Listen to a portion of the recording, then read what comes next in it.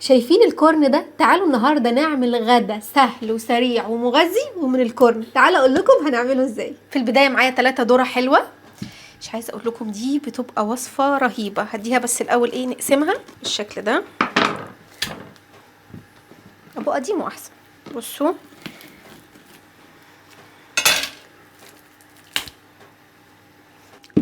نجيب ميه مغليه ونحطهم بالشكل ده، وبعد كده نقطعهم بعد السلق،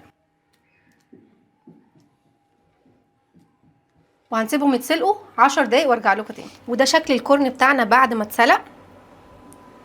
دلوقتي بقى هنحطه في طبق نسيبه يهدى شويه. هسيبه بس يهدى شويه، انا بردت دي تحت الميه، ونبدا بقى نقطع. بصوا بعد السلق بيبقى التقطيع بتاعه اسهل كتير. هقطعهم كلهم وارجع له. وده شكل الكورن بتاعنا بعد ما قطعناه. نركنه على جنب ونجيب الطاسه بتاعتنا والبوتاجاز. دلوقتي بقى هنجيب طاسه ونحطها على النار، ويبقى معانا مكعبين زبده كده كبار، مكعبين 3،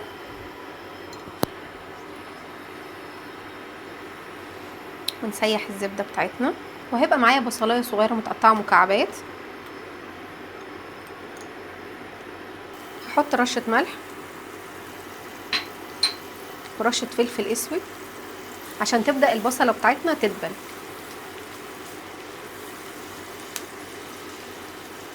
انا يا دوبك عايزه البصله بتاعتي تبدا تدبل معايا، مش عايزاها تاخد لون، يا دوبك بس تدبل معايا. انا عايزه اخد كل النكهات بتاعتها.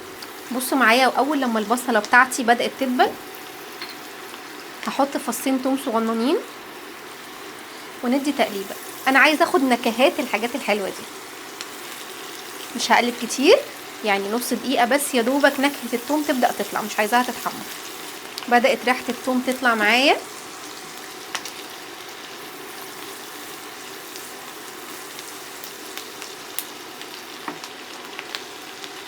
هنجيب بقى كوبايتين حليب ونروح حاطينه، وهنقلب كويس لغايه لما اللبن معايا يبدا يسخن كويس.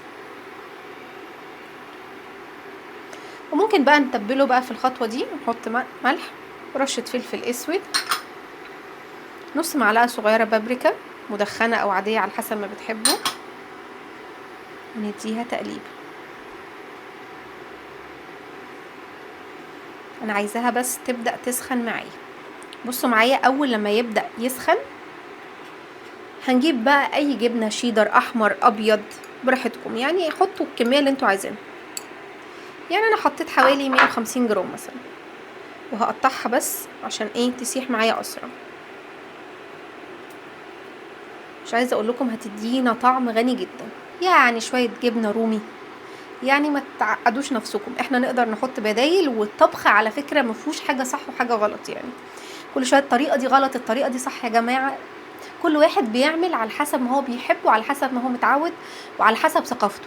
فمفيش اكل بيتعمل بطريقه صح او اكل بيتعمل بطريقه غلط، الا بقى لو احنا بنعمل حاجه في التكنيك نفسه. لكن طعم الاكل كل واحد اذواق، يعني كل واحد يحط ذوقه في الاكل عادي. يعني ندي تقليبه، هيبدا بقى الجبنه بتاعتنا تبدا تسيح. وممكن تدوقوا في الوقت ده وتبداوا تظبطوا الملح بتاعكم والفلفل. انا ما بحبش احط لها توابل، هي ملح وفلفل وبابريكا عشان تديني لون بس مش اكتر. تقدروا تستكفوا بهذا القدر. ولو عايزين تدلعوها شويه زياده هنجيب كريمه طهي، دي هرجه ونحط ربع كوبايه. ده يعني على حسب المتاح عندكم، تقدروا تستغنوا عن الخطوه دي، يعني ربع كوبايه كفايه. خلاص بدات معايا تتقل وتبقى غنيه. انا عايزه احط الكورن في الخطوه دي عشان انا عايزه اديله فرصه يغلي كده حوالي 5 دقايق. هنحط الكورن بتاعنا بالشكل ده. تهريس الكورن دي مش هنرميها، هسيبها بقى تغلي لمده 5 دقايق وبعد كده ارجع لكم تاني. وده شكلها بعد ما سبناها حوالي 5 دقايق. بصوا يعني عامله شويه صوص رهيب. تعالوا بقى بصوا، وبعد كده نحط عليه الصوص. للاسف الاكله دي لازم لغوصه. تعالوا بقى ندوق. خد يا عماد. لفيها كده بقى عشان نعرف نصطادها.